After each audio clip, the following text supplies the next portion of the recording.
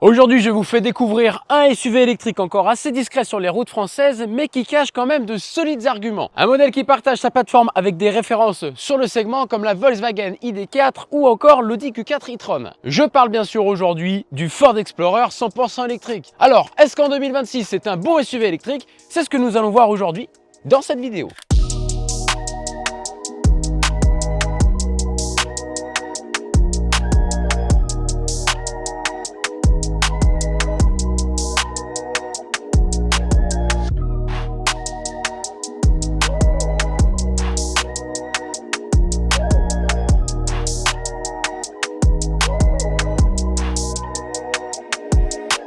Alors le Ford Explorer à l'origine voit le jour en 1991 aux États-Unis et là son objectif est simple, c'est remplacer les 4x4 rustiques de l'époque par un SUV plus confortable, plus polyvalent et plus adapté aux familles. Et là le succès est immédiat. Dans les années 2000, il devient une véritable référence. Il est adopté par la famille mais aussi par la police américaine et il évolue progressivement vers un usage plus routier en s'éloignant de son ADN de pur 4x4. À partir des années 2010, Ford modernise en profondeur son Explorer.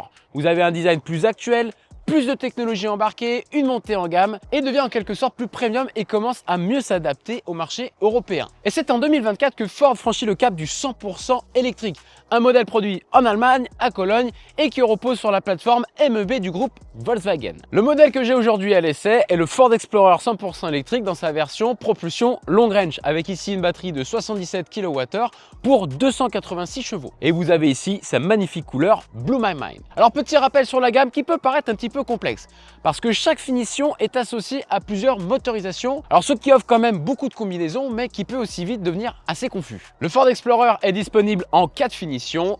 La finition Style, Select, Pack Premium et Pack Collection qui représente le plus haut de gamme. Côté motorisation, vous aurez le choix entre 3 versions. Vous allez avoir une version propulsion standard range de 190 chevaux avec une batterie de 58 kWh. Alors cette version-là sera plus adaptée pour les petits trajets. Ensuite, vous aurez une version propulsion Extended Range de 186 chevaux avec 77 kWh de batterie. C'est la version que j'ai aujourd'hui à l'essai. Et une version 4 roues motrices de 340 chevaux, également avec la batterie de 77 kWh pour un côté un peu plus sportif. Et côté tarif, aujourd'hui chez Localize, on vous le propose à partir de 499 € par mois en location longue durée sans apport pour le pack premium avec la batterie de 58 kWh.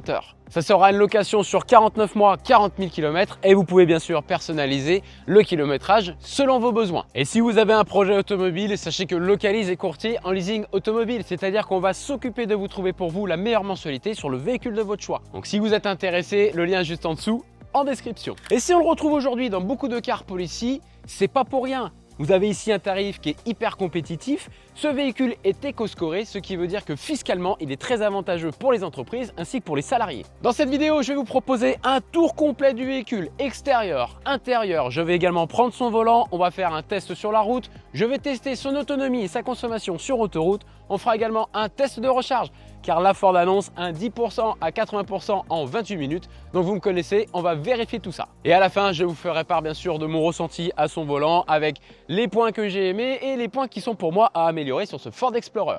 Et si ce genre de contenu vous plaît, pensez bien sûr à vous abonner à la chaîne de Localize, ça prend une demi-seconde, ça fait plaisir. Et dites-moi dans les commentaires ce que vous pensez de ce véhicule. Passons maintenant à la présentation extérieure de ce Ford Explorer. Alors côté dimension, vous avez un véhicule ici qui fait 4,46 m de longueur. Donc c'est un SUV qui est quand même assez compact. On sera ici sur le même gabarit qu'un Volvo EX30. Il fait 1,86 m de largeur pour 1,60 m de hauteur. Alors dites-moi ce que vous pensez ici de la configuration. Là on est ici sur le Bleu My Mind et quand il est au soleil, la couleur je la trouve juste magnifique. Dites-moi ce que vous en pensez juste en dessous dans les commentaires. Alors au niveau de la face avant ici, on a les petits feux qui sont ici de chaque côté et qui sont reliés ici par un bandeau noir avec bien sûr marqué ici Explorer, le gros logo Ford ici. Et vous avez quand même une calandre ici qui est quand même hyper massive. On va passer maintenant sur le côté. Vous avez ici des très belles jantes en 19 pouces. Vous avez le contour de roue, le bas de caisse en noir, les rétroviseurs en noir, le montant ici qui est en noir et vous avez ici le toit bleu. Franchement, je trouve que vraiment niveau ligne, je trouve ça assez réussi. Et là, on a vraiment toute cette partie-là, tout ici en noir. On finit ici sur des petits détails qui rappellent ici la version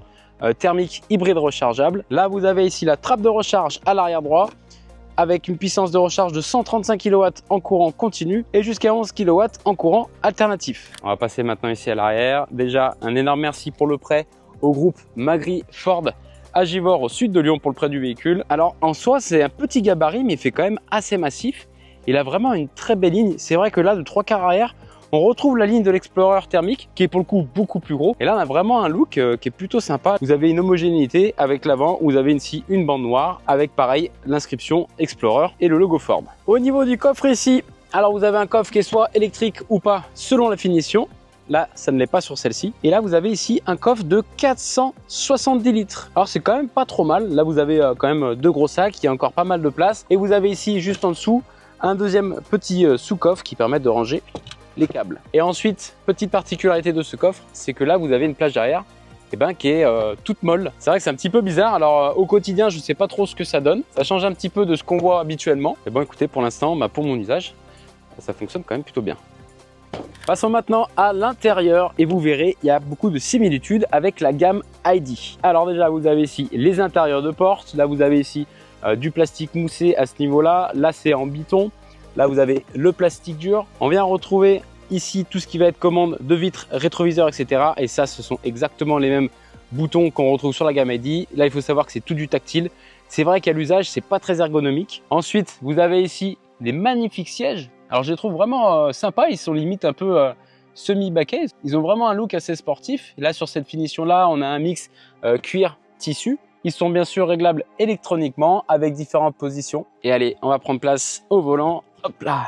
Ça y est, je viens de prendre place. Vous avez ici un très joli volant 3 branches. Vous avez ici tout ce qui va être gestion des aides à la conduite, tout ce qui va être ici gestion de l'infodivertissement. Vous avez un écran ici qui ressemble beaucoup à celui de la gamme ID. On a ici pareil les mêmes sélecteurs de vitesse. On vient retrouver ici le même commodo que sur la gamme ID pour tout ce qui va être clignotant, essuie-glace, etc.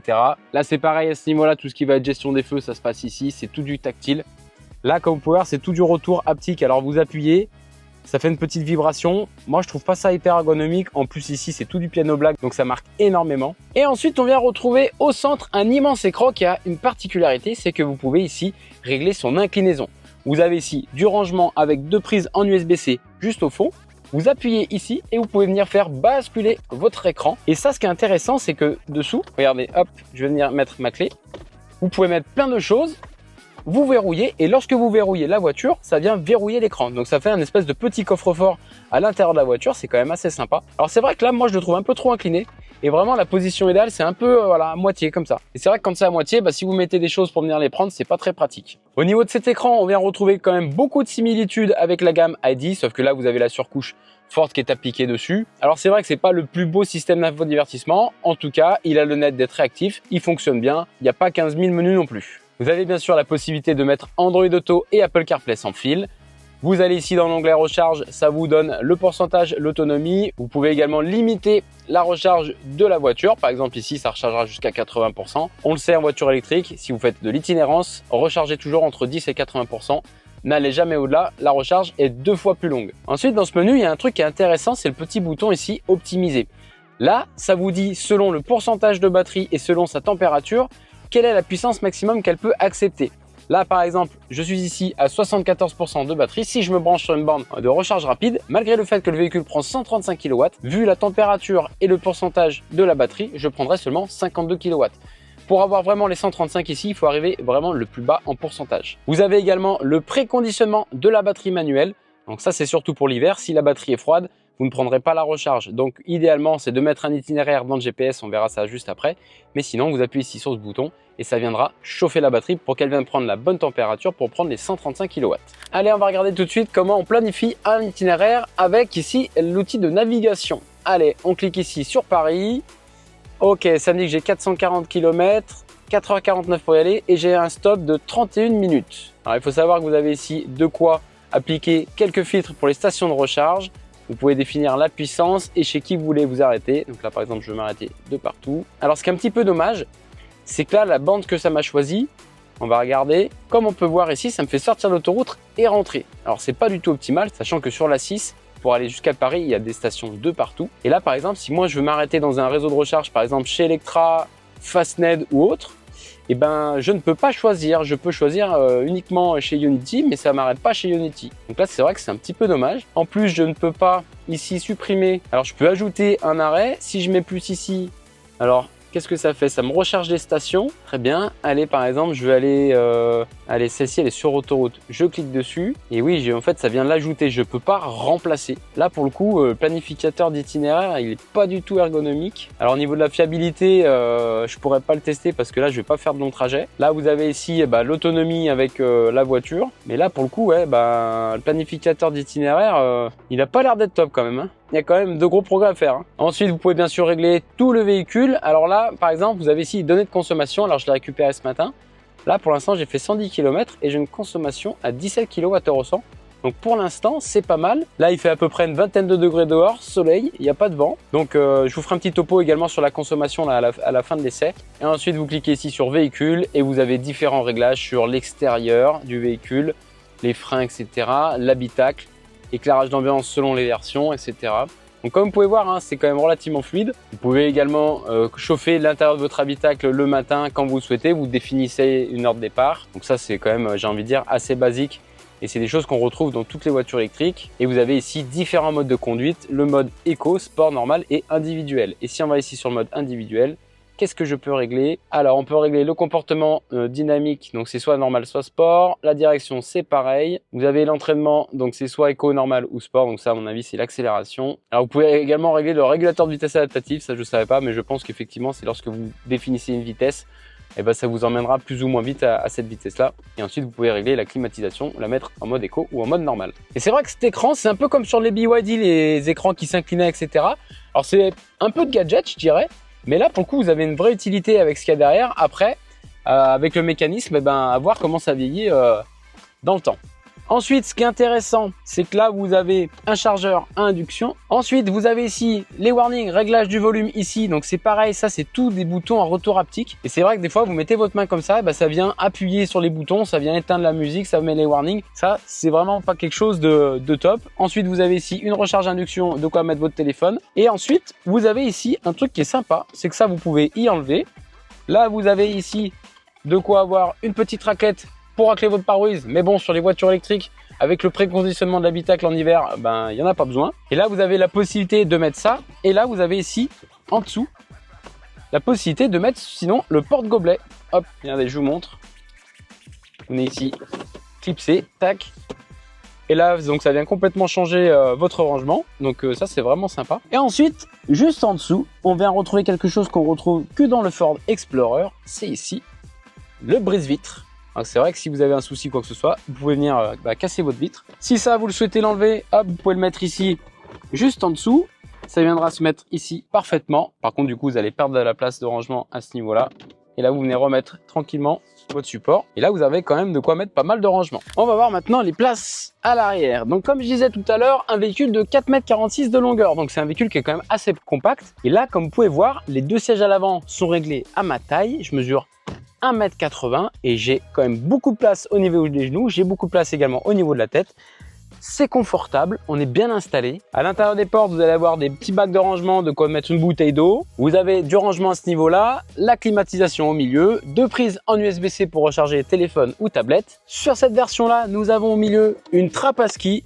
Ça, c'est quand même hyper pratique. Et si vous êtes trois à l'arrière, on vient ici s'installer. L'avantage des électriques, pas de tunnel central, donc il y a de la place au niveau des jambes, j'ai de la place au niveau des genoux, l'assise est quand même assez ferme et le dossier aussi, donc si c'est pour des trajets occasionnels, ça le fera tout à fait, mais si vous êtes régulièrement 5 à l'arrière, celui du milieu il sera un petit peu puni. Sur la version que j'ai aujourd'hui à l'essai, il n'y a pas le toit panoramique, mais si vous le souhaitez, c'est en option pour un peu plus de 1000 €. Et je vous propose qu'on commence tout de suite l'essai de ce Ford Explorer par un trajet sur autoroute. On va voir son autonomie. Alors, ce que je vais faire déjà pour commencer, c'est que je vais venir remettre à zéro les données de conduite. Alors, longue durée, on enlève. Tac, depuis la recharge, je vais couper aussi. Allez, je remets à zéro. C'est parti. Alors, ce qu'on va faire également, c'est que là, je vais en gros aller sur Chalon. Ça me fait à peu près 100 km aller, 100 km retour. Donc, je vais faire 200 km 100% sur autoroute. On va utiliser le planificateur d'itinéraire pour voir sa fiabilité. Allez, on va mettre ici Chalon-sur-Saône. On valide ici. Ça me fait donc 97 km. J'en ai pour 58 minutes aller. On appuie ici sur démarrer. Très bien. Alors, est-ce que j'ai une information qui me dit à combien de pourcents je vais arriver à destination? Non. 80%, 90%, 95%, 96%, 97%, 98%, 99%, 100%. 100%, Très bien. Ok, ça c'est vrai que c'est un peu dommage. C'est que du coup, je sais que j'arrive à destination, j'ai pas besoin de recharger, mais j'ai pas mon pourcentage à destination. Alors quand on revient sur le menu ici, ça nous dit l'heure d'arrivée à destination et le nombre de kilomètres, mais oui, ça ne m'affiche pas le pourcentage de batterie à destination.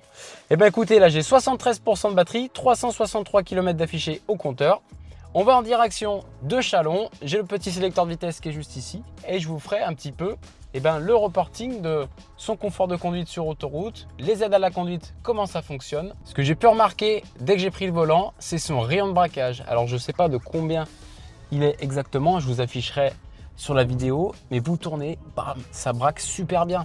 Et oui, il ne faut pas oublier que malgré son gabarit qui semble imposant, c'est un véhicule qui fait 4,46 m de longueur. On n'est pas sur un SUV, on est plutôt, je dirais, sur un crossover. Là, je suis sur des petites routes, c'est hyper maniable, très agréable à conduire. J'ai ici 280 chevaux en propulsion, vous appuyez, boum, ça part et je suis seulement en mode confort. Je vais bien sûr rouler aux limitations de vitesse, donc ça va être du 130 essentiellement. Alors sur ce Ford Explorer, il y a un point qui est un petit peu dommage, c'est que malheureusement, vous n'aurez pas le One Pedal ou le X Pedal ou le E-Pedal. C'est le fait, lorsque vous lâchez l'accélérateur, de freiner assez fortement avec le freinage régénératif et d'aller jusqu'à l'arrêt.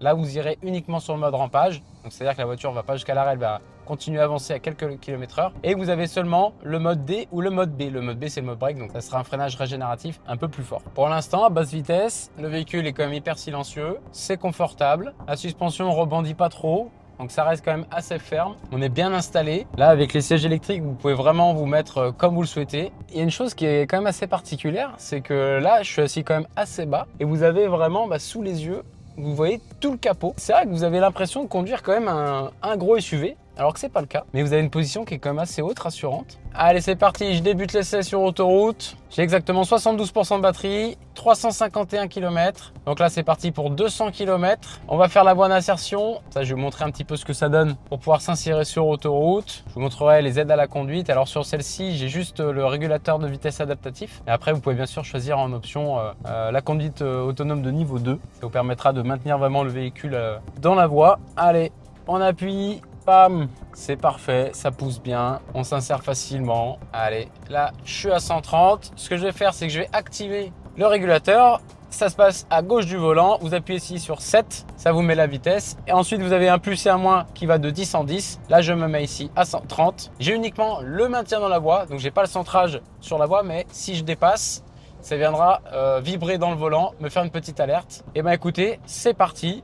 130 km/h, véhicule assez silencieux, on a un petit peu de bruit d'air au niveau des rétroviseurs, mais ça j'ai envie de dire c'est comme dans beaucoup de voitures. On a un rappel de l'itinéraire dans l'écran qui est juste derrière le volant. Le grand écran dans ce sens-là, c'est vrai que c'est quand même hyper confortable. Vous pouvez bien sûr l'abaisser comme j'ai montré tout à l'heure. Moi, j'aime bien quand il est un petit peu au milieu. Pour l'instant, en instantané, je suis à, ça oscille entre 20 22 kWh au 100. Dites-moi dans les commentaires votre estimation de consommation là sur le Ford Explorer sur autoroute. Je pense qu'on va être allé à, je dirais, aux alentours des 21. Donc là, moi, je vais continuer le trajet et je vous propose qu'on se reprenne à la fin de ce trajet de 200 km sur autoroute. Allez, j'arrive à la fin de ce test de consommation et d'autonomie de ce Ford Explorer sur un parcours 100% autoroute. Alors je vais vous donner quelques chiffres et franchement je suis quand même assez impressionné et je vous avoue que j'ai été mauvaise langue. Alors là sur mon parcours il reste 22 km mais je vais vous faire le point tout de suite. On va aller ici dans les stats, on clique sur véhicule. Alors j'ai réalisé 161 km full autoroute, vitesse moyenne 119 km/h. Donc en gros je suis allé jusqu'à Châlons, j'ai fait demi-tour à Châlons et je suis revenu. 130 km/h tout le long, climat 21, je suis en mode confort donc je suis même pas en mode éco. Niveau météo, il n'y a pas de vent, il fait 20 degrés donc c'est vraiment les conditions parfaites. Ça fait 1h22 que je roule et là j'ai une consommation moyenne de 19,4 kWh au 100 km. Alors franchement, je m'attendais quand même à pire et c'est pas mal. Parce que là on a quand même une batterie de 77 kWh. Donc si vous prenez cette consommation, ça veut dire que sur autoroute, si vous faites un 100%, 0%, vous aurez un tout petit peu moins de 400 km. Donc c'est pas mal du tout. Et entre deux arrêts recharge, il faudra compter aux alentours des 270 km. En tout cas, pour ce Ford Explorer, c'est quand même pas mal. Et là, niveau vraiment confort, agrément de conduite, etc., on est bien installé, c'est confortable, il n'y a pas beaucoup de bruit d'air, c'est silencieux. Les aides à la conduite fonctionnent super bien. Donc là, j'ai envie de dire, c'est pas mal du tout. Maintenant que nous avons vu son autonomie, sa consommation et son comportement sur autoroute, je vous propose qu'on le teste maintenant sur les petites routes du Beaujolais pour voir son comportement plus sur une conduite dynamique. On testera bien sûr également le mode sport pour voir un petit peu sa réactivité, le côté sportif de ce Ford Explorer. Et là, je voulais juste vous montrer la consommation, parce que je vais taper un petit peu dedans, donc ça risque de fausser un petit peu les données. Mais là, depuis que j'ai récupéré le véhicule, c'est-à-dire depuis que j'ai récupéré le véhicule sur Givor, j'ai fait 332 km et j'ai une consommation moyenne de 18 kWh au 100. C'est pas mal du tout, hein, vu le gabarit. On est quand même ici sur un petit SUV compact. Il est quand même assez bien efficient et couplé avec une grosse batterie de 77 kWh, si vous avez cette consommation, c'est-à-dire qu'au quotidien, vous aurez aux alentours des 420-430 km d'autonomie réel. Donc on est loin du WLTP annoncé, mais en tout cas pour une autonomie au quotidien, c'est quand même pas mal. Je vais en profiter pour vider un petit peu la batterie, là je suis à 19%. Le but c'est qu'après cet essai-là, on fasse le test de recharge pour que je puisse faire un 10 à 80% et vous documenter tout ça. Là on est sur de la petite route un peu détériorée, abîmée. C'est vrai que la suspension elle sera quand même assez ferme, mais ça reste quand même confortable. Il se comporte bien, on est bien installé dans les sièges, ça manquerait peut-être un petit peu de maintien latéral. On a bien le volant en main. Alors c'est marrant parce qu'il a une forme un peu ovale et il monte assez haut. Donc la prise en main elle est un petit peu spéciale au début, mais on s'y fait bien. Là comme je vous le disais tout à l'heure, vous avez le levier de vitesse avec le mode drive et le mode brake. Le mode brake ça permet d'avoir un freinage régénératif un peu plus important mais qui ne va pas jusqu'à l'arrêt. Là par exemple regardez, je lâche l'accélérateur. Alors ça freine pas très fort, c'est assez progressif. Et ça va pas jusqu'à l'arrêt, ça reste comme ça en mode rampage. C'est pas mal parce que ça permet de récupérer l'énergie dans la batterie, de venir faire baisser la consommation de la voiture. Mais aujourd'hui, de plus en plus de voitures électriques ont le one pédale, le X pédale, le I pédale et ça permet d'aller jusqu'à l'arrêt. Et quand on y a goûté, c'est difficile de revenir en arrière derrière. Allez, je vais mettre en mode sport. On va ici dans profil de conduite, sport. On va voir ce que ça donne. On va commencer par faire un petit 0 à 100. Pour voir son comportement. Alors j'ai pu remarquer déjà une première chose, c'est que le moteur est vraiment plus adapté pour les reprises, mais on n'est pas vraiment collé au siège. On va regarder ça tout de suite. Allez, je me mets à l'arrêt, il n'y a personne. Je suis en mode sport. 1, 2, 3. Ok, ça pousse. Ça pousse bien et on sent quoi à partir de 60, hop, à partir de 60 on sent ça pousse un peu plus fort. Et là on va regarder un petit peu, il y a pas mal de reprises à faire, voir comment se comporte le véhicule. Là il y a un virage. Je vais rentrer un petit peu fort dedans pour voir son comportement. Ok. Bon, on est sur un SUV, donc il y a un petit peu de roulis. On sent bien la puissance derrière. C'est vrai qu'avec 286 chevaux, quand même, quand vous appuyez en propulsion, là, vous sentez quand même rapidement collé au siège. Il a un comportement qui est quand même assez sain. Il met tout de suite en confiance. Ça se comporte bien en courbe. La direction est, je dirais, un peu trop souple pour le mode sport, mais ça reste quand même assez précis en courbe. Vous pouvez quand même bien sûr prendre pas mal de plaisir à son volant. La pédale d'accélération réagit bien. Là, on sent que le mode brake, effectivement, il est un peu trop léger pour le coup. Ça aurait été intéressant d'avoir la régénération sur plusieurs niveaux.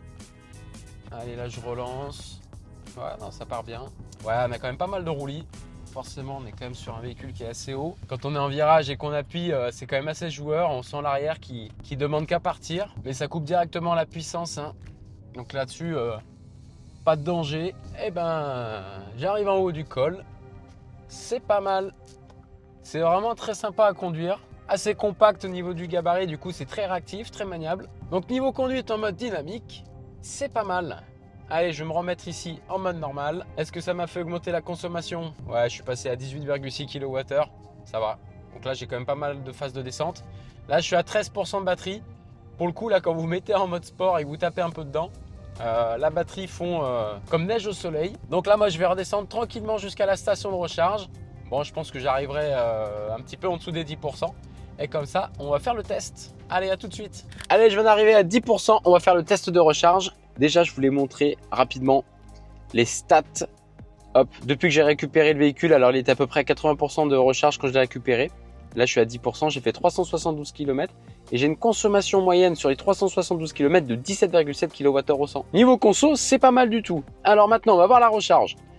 Hop, alors là, j'ai mis ma limite ici à 80. Vous pouvez vraiment la définir comme vous le souhaitez en fonction du parcours que vous faites. Au quotidien, rechargez toujours entre 10 et 80%. Et si vous faites un long trajet, hop, vous rechargez ici jusqu'à 100%. Et lorsque vous faites vos recharges sur autoroute, restez toujours entre 10 et 80. Il y a le petit onglet ici, optimiser. Vu la température de la batterie et vu le pourcentage, ça indique que là, normalement, je prends 123 kW, sachant que le pic est annoncé pour 135. Donc là, ça veut dire déjà, on est en dessous. Pour rappel, le 10 à 80% se fait en théorie en 28 minutes. On va vérifier tout ça. Je me suis arrêté ici dans la station Lidl à Villefranche. Elle est vraiment canon. Vous avez ici des grands portiques. Vous avez toutes les puissances qui sont indiquées au sol. Et ce qui est trop bien sur cette station, regardez, c'est que là, vous avez ici un totem qui affiche les prix. Et là, peu importe la puissance, c'est 29 centimes. Et elle est juste à côté de la sortie d'autoroute qui est juste là. Donc si vous voulez recharger pas cher, rechargez chez Lidl. On va lancer tout ça. Allez, je branche le connecteur. Je vais m'identifier ici avec la carte Lidl. C'est super pratique, tout se fait avec l'application Lidl. Et là, je commence la charge. Hop. Et je vais avoir toutes les informations, c'est trop bien. Allez, c'est parti. 10%, on va voir combien de temps on met pour aller jusqu'à 80. Pour rappel, je suis sur une borne ici en 180 kW. Allez, ça va se lancer tout doucement. Je vais aller ici dans la voiture pour voir les différentes informations qu'on a. Alors là, ça m'indique que pour arriver jusqu'à 80%, j'en ai pour 30 minutes. Vous avez ici le pourcentage. Et là, sur l'écran de recharge ici, en gros, ça recharge 14 km par minute. Là, c'est la puissance que je prends, donc 128 kW. Et j'ai ici l'horaire de fin. Il est midi et j'ai ici la fin de recharge. Donc là, normalement, on est parti pour 30 minutes. En tout cas, pour l'instant, la puissance de 135 kW, on l'atteint pas. Allez, et bah écoutez, je vais laisser la charge se faire tranquille et puis je vous reprends tout à l'heure. Là, je suis à 30% de batterie. Je prends toujours les 129 kW. Et la recharge, on est descendu en dessous. Du coup, là, on serait sur les 28 minutes annoncées. Donc, c'est pas mal. Et ce qui est intéressant avec ce Ford Explorer, c'est que oui, ça prend pas une grosse puissance. Ça prend 135 kW, alors là, je les ai pas vus. Mais en tout cas, la puissance, elle est tenue super longtemps. Pour l'instant, de 10 à 30%, c'est toujours maintenu à 129. Donc, on va voir un peu jusqu'à quand ça le maintient. Mais c'est vrai que c'est pas mal. On arrive sur les 40% et là, la puissance a chuté à 110 kW. Donc, ça a maintenu les 130 kW de 10% à un petit peu moins de 40%. On va aller voir les informations qu'on a sur les bornes. Alors là, c'est vrai que ce sont des bornes qu'on voit pas souvent. Ce sont des bornes ABB. Là, vous avez celle-ci qui délivre jusqu'à 360 kW. Toujours à 29 centimes. Ça, c'est fou quand même chez Lidl. Et là, hop, regardez. Donc là, ça fait exactement 12 minutes 30 que je recharge. Et j'ai fait le 10 à 41% pour l'instant. Et là, on voit la puissance qu'on prend ici. On est maintenant à 60%. Je prends toujours la puissance, 115 kW, c'est même remonté un petit peu. Et là, ça fait 21 minutes que je recharge. Et là, en gros, il me reste, c'est ça, il me reste un peu moins de 7 minutes pour arriver jusqu'au 80%. Je pense que ça va le faire. Et le gros avantage de cette voiture, c'est que la courbe de recharge, en fait, c'est un plateau. Hein. Vous prenez vraiment la puissance tout le long, ça baisse légèrement, mais ça maintient bien. Et là, sur l'application Lidl, vous avez vraiment votre recharge en temps réel. Là, c'est les kilowattheures que j'ai récupérés, le temps de recharge et combien ça me coûte. Donc pour l'instant, ça me coûte moins de 14 € la recharge. Allez, j'arrive à 70%. Je prends toujours au-dessus des 100 kW. Je suis exactement à 105 kW. Et là, il me reste, 2 minutes 30 pour arriver jusqu'à 80%. Ça y est, on vient de chuter en dessous des 100 kW à partir de 74%. Allez, il me reste 1 minute pour arriver jusqu'à 80. Je pense que ça va être un petit peu juste pour faire les 28 minutes. Ça y est, on vient de passer les 28 minutes. Je suis à 76%. Donc là, la promesse des 28 minutes n'est pas respectée. Pourtant, il y avait vraiment de bonnes conditions. Donc je pense pas qu'on va mettre non plus beaucoup de temps, mais on va arriver à mon avis sur les 30 minutes. Mais c'est vrai que Ford communique sur le 10 à 80% en 28 minutes. On va arriver aux 30 minutes de recharge. Est-ce que ça va passer à 80%? Non, pas encore, on n'est pas très loin. Et comme vous pouvez voir, lorsque vous vous rapprochez des 80%, la puissance chute quand même fortement. C'est pour ça qu'il faut toujours recharger entre 10 et 80%. C'est là où vous aurez la plage de recharge optimale. Ça y est, je viens d'arriver à 80% en 30 minutes 16. Bon, écoutez, ça dépasse un petit peu de 2 minutes. Ça reste quand même tout à fait convenable, vu le pic de puissance de 135 kW. Et là, vous avez tout le détail. On va regarder combien ça nous a coûté. Ça y est, vous avez l'information ici. J'ai 80% de batterie et j'ai 400 km d'autonomie. Alors là, c'est l'autonomie qui est quand même assez proche de la réalité. Donc ça, c'est quand même assez fiable. Et là, vous avez ici la synthèse de la recharge. Donc j'ai récupéré 56,69 kWh. Ça m'a pris 30 minutes 17. Et ça m'a coûté 16,44 €. Et en ce moment, avec les prix qui courent, ça, c'est le prix qu'il faut en thermique pour faire 100 km à plus de 2,10 € le litre. Donc là, on peut remarquer qu'il y a quand même une énorme différence de coût entre l'électrique et le thermique, et en plus là sur une station de recharge rapide. Donc là, merci Lidl parce que le tarif il est vraiment hyper abordable. Et je vous propose qu'on voit tout de suite les points positifs et les points négatifs de ce Ford Explorer. Alors pour moi, son premier point positif, ça va être sa consommation. C'est pas mal du tout. On a une bonne consommation sur autoroute. Ça permet d'avoir une autonomie pratiquement de 400 km sur autoroute, un peu plus de 280 km entre deux arrêts recharge. Pour tout ce qui va être circulation mixte, vous serez aux alentours des 16 voire 17 kWh au 100. Là, sur l'ensemble de mon essai, j'ai fait quand même un peu plus de 350 km et j'avais une consommation entre 17 et 18 kWh au 100. Donc c'est quand même pas mal vu le gabarit. Et ça, c'est quand même dû à sa batterie de 77 kWh. Donc très bonne consommation, bonne autonomie. Ensuite, ce que j'apprécie, ça va être son look. Alors oui, c'est vrai que son grand frère, qui a la motorisation hybride rechargeable, est beaucoup plus volumineux, beaucoup plus musclé. Là, c'est vrai qu'on est sur un véhicule un petit peu plus passe-partout, un peu plus, on va dire, sur des gabarits européens. Mais je trouve que Ford a quand même bien réussi son pari de retravailler la plateforme du Q4 et de l'ID4 et de la sortir à la sauce Ford. Je trouve que le look est quand même assez sympa. Et justement, dites-moi ce que vous pensez du look de ce Ford Explorer. Ensuite, c'est un véhicule où on est bien dedans. Il y a de la place malgré son gabarit de 4,46 m qui est quand même assez compact. Vous avez quand même beaucoup de place à l'intérieur, beaucoup de place à l'arrière et un coffre de 470 litres qui peut en faire très bien une bonne petite familiale. À la conduite, c'est très agréable. Ce qui m'a aussi impressionné, c'est lorsque vous êtes sur des petites routes ou en ville où vous devez manœuvrer, il a un rayon de braquage qui est juste impressionnant, ça braque super bien, ce qui en fait un SUV très maniable. Ensuite, ce qui va être intéressant, ça va être son tarif. À partir de 499 € par mois en location longue durée, avec Localise, sur la finition premium, c'est-à-dire quand même avec pas mal d'équipements, ça reste un tarif qui est super bien placé par rapport à la concurrence. On va passer maintenant au point négatif. Alors pour moi, son premier, ça va être son système d'infodivertissement. Alors c'est pas qu'il est pas bien, mais c'est qu'aujourd'hui, par rapport à la concurrence, il est quand même, je trouve, assez vieillissant. Vieillissant en termes de look. Alors oui, ça sera fluide là-dessus, il n'y a pas de souci. Mais c'est vrai qu'en termes de look, quand on voit un petit peu ce que fait la concurrence, c'est vrai que c'est un petit peu en dessous. Toujours lié au système d'infodivertissement, ce que je trouve vraiment pas top non plus, c'est son système de planification. Il n'est pas très bien fait, il n'y a pas beaucoup de critères de tri. J'applique des critères de tri, ça marche pas, j'ai l'impression. Je peux pas sélectionner mes bornes. Une fois que j'ai défini mon trajet, ça me dit que j'arrive à telle heure à destination, mais j'ai pas mon pourcentage de batterie. Donc c'est vrai que là, si vous partez faire des longs trajets avec ce véhicule-là, vous partez un petit peu à l'aveugle. Quand vous le mettez à côté de celui de Tesla, celui d'Xpeng ou encore celui de Renault avec Google Automotive, là clairement le planificateur d'itinéraire est vraiment en dessous de la concurrence. Ensuite, il y a 2-3 points d'ergonomie qui sont pas top. Le premier, c'est tout ce qui est bouton avec retour haptique. C'est tactile, lorsque vous appuyez dessus, ça vient vibrer, ça prend l'information. Mais quand vous conduisez, souvent là j'avais mon pouce qui se trimballait et ça augmentait, ça baissait le son. C'est pas top. Pareil quand vous êtes ici, que vous êtes un petit peu à manipuler l'écran pour la climatisation. Là vous avez toute une plateforme ici avec le retour haptique. Ça vient mettre les warnings, ça baisse le volume.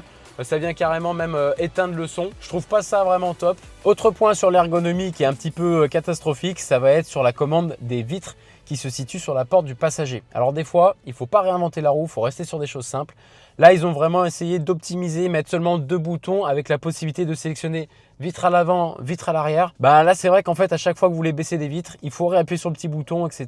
Alors, c'est peut-être une question d'habitude, mais là, moi, je l'ai eu pendant 2 jours et j'ai pas trouvé ça pratique. Et pour moi, son dernier point négatif, ça va être sa recharge. Alors, oui, il prend pas beaucoup, il prend 135 kW, mais la puissance se maintient quand même, comme vous avez pu le voir, assez longtemps. Et là, j'ai fait le 10 à 80% en une trentaine de minutes. C'est pas non plus hyper long, mais c'est pas non plus hyper rapide pour de la recharge rapide. Aujourd'hui, quand vous regardez certains véhicules concurrents qui font un 10 à 80% en 12 minutes, là, on se dit que ok, c'est quand même 3 fois plus long. Vous avez des plateformes chez Hyundai et Kia qui permettent de faire le 10 à 80% en 18 minutes. Et aujourd'hui, quand on parle de recharge rapide, pour moi, une recharge rapide sur autoroute, c'est un 10 à 80% en une vingtaine de minutes. Là, clairement, dans vos habitudes, ça ne changera pas grand-chose et vous n'allez pas attendre la voiture. Là, quand on se rapproche des 30 minutes, selon votre usage, si vous êtes commercial, vous faites beaucoup de longs trajets sur autoroute, là, clairement, vous allez attendre la voiture. Par contre, si vous faites des trajets occasionnels et que la majeure partie des trajets se fait domicile-travail, que vous avez une solution de recharge soit au travail, soit à la maison, ça le fait totalement. Voici du coup mon retour et mon avis sur ce Ford Explorer.